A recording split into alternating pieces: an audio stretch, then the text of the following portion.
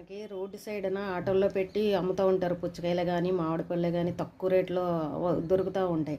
మనం అక్కడే బాగుంటాయి తక్కువ అని చెప్పేసి కొనుక్కుంటూ ఉంటాం. ఇప్పుడు మామిడి పళ్ళు 100కి 3 కిలో, 100 రూపాయలకి 3 కిలోలు ఇస్తున్నారండి. మొన్నటి వరకు కూడా స్టార్టింగ్ నుంచి కూడా 100 రూపాయలు కిలో అమ్మేవారు. ఇప్పుడు 3 కిలోలు ఇస్తున్నారు. అబ్బా తక్కువగా వస్తున్నాయి, ఇంకా సీజన్ అయిపోతుంది, ఇంకా ఇప్పుడే ఒకసారి కొనుక్కొని తినేద్దాం, ఇంకా వర్షాలు పడి తినడానికి ఉండదని తొందరపడి కొనుక్కోకండి. ఆల్రెడీ అవి పురుగులు వచ్చేస్తున్నాయి, వాన పడింది పురుగులు వచ్చేసాయి.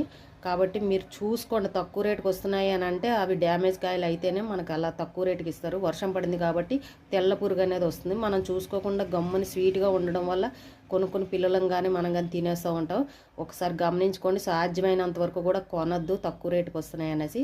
అవి ఇంకా పనికిరాని కాయలు కాబట్టి తెల్లారిసరి పురుగు వస్తుంది కాబట్టి మనకు అంత తక్కువ రేటుకి ఇచ్చేస్తారు. ఇంకా వర్షం పడితే అవి పని చేయవు.